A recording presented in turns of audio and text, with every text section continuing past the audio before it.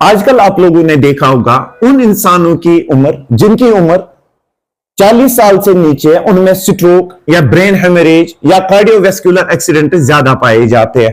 आखिर ऐसा क्यों हो रहा है और इसके क्या क्या रीजंस है, इस वीडियो में हम इसी पे बात करेंगे कि ये स्ट्रोक क्यों होता है और इसकी स्पेसिफिक रीजन क्या है। सबसे पहले अगर हम लोग देखें स्ट्रोक किसको कहते हैं, हमारे दिमाग को जरूरत पड़ती है ऑक्सीजन की और न्यूट्रिएंट्स की, और ये ऑक्सीजन और न्यूट्रिएंट इसे खून सप्लाई करता है और खून जो है रगों के जरिए हमारे दिमाग तक पहुंच जाता है। कभी कभार क्या होता है, ये जो हमारे जिस्म के अंदर दिमाग के अंदर जो रगे होती है ये ब्लॉक हो जाती है या ये फट जाती है, जिसकी वजह से ब्रेन की सेल्स को ऑक्सीजन या न्यूट्रिएंट की सप्लाई जो है वो मिल नहीं पाती है। जब ये दो चीजें नहीं मिली तो ब्रेन सेल्स की डेथ हो जाती है, जिसे ब्रेन सेल्स की जब डेथ होगी तो उसकी वजह से या तो इंसान मर जाता है या डिफरेंट ऑर्गन्स जो है उन पे इंपैक्ट पड़ता है। तो स्ट्रोक के हमारे पास दो टाइप्स है। सबसे पहले इस्मिक स्ट्रोक। इस्मिक स्ट्रोक हम लोग कहते हैं जब कभी भी आपके रगे जो दिमाग के अंदर है इनके अंदर क्लॉट बन जाए यानी ब्लॉक हो जाए,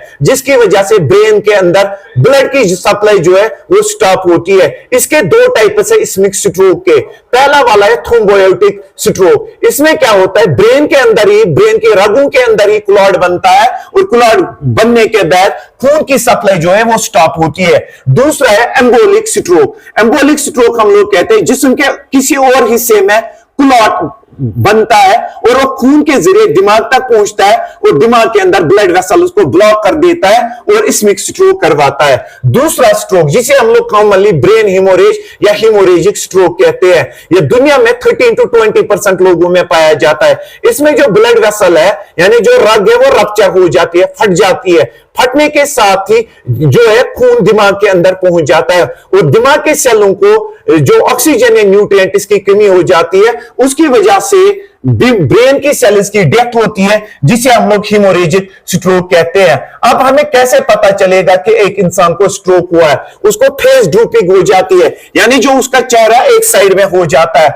उसको आर्म्स में वीकनेस हो जाती है या लेग्स में वीकनेस हो जाती है, कमजोरी आ जाती है, वो प्रॉपरली स्पीक नहीं कर पाता है, वो प्रॉपरली बोल नहीं पाता है, उसे डिजीनेस हो जाती है या उसे डिफिकल्टी हो जाती है ब्रीथिंग में, वो सांस पूरी तरह से नहीं ले पाता है, उसे हेडेक हो जाता है, उसकी गर्दन जो है वो स्टिफ हो जाती है या इसको वॉमिटिंग हो जाती है। अब कौन से रीजन ऐसे हैं जिसकी वजह से स्ट्रोक जो है इंसानों में आजकल ज्यादा पाया जाता है? सबसे पहले अगर हम लोग देखें हाइपरटेंशन यानी इंसानों के अंदर ब्लड प्रेशर का दिन ब दिन रेज हो जाना, यह सबसे पहला रीजन माना जाता है किसका, स्ट्रोक का। दूसरी वाली चीज जो हम लोग जिसकी बात करें जिसे हम ओबेसिटी कहते हैं, ओबेसिटी इंसान का वजन ज्यादा होना। जब इंसान का वजन ज्यादा हो जाता है तो जिस्म के अंदर ज्यादा फैट बन जाता है, जब ज्यादा फैट बन जाता है तो ये दिमाग के रगों को तंग कर देता है, जिसकी वजह से स्ट्रोक इंसान को हो जाता है। कोविड-19 और एक रीजन माना जाता है किसका, स्ट्रोक का। कोविड-19 की वजह से जो क्लॉट फॉर्मेशन इंसानों में वो रेज हो चुकी है, जिसकी वजह से जब क्लॉट फॉर्मेशन रेज हुई कोविड-19 की वजह से, जब ये वायरस जिस्म के अंदर पहुंचे तो ये भी एक रीजन माना जाता है किसका, स्ट्रोक का। इंसान आजकल बैठा हुआ रहता है, कोई भी काम लैपटॉप पे करता है, मोबाइल फोन पे करता है, यह भी एक रीजन माना जाता है किसका, स्ट्रोक का। क्योंकि जब इंसान एक्सरसाइज नहीं करता, एक जगह से दूसरी जगह मूव नहीं कर पाता, यह भी माना जाता है एक रीजन स्ट्रोक का। दूसरी पोल्यूशन की लेवल रेज हो रही है, दिन ब दिन टेम्परेचर या तो ज्यादा हो रहा है या तो टेम्परेचर कम हो रहा है, यह भी एक रीजन माना जाता है किसका, माना जाता है स्ट्रोक का।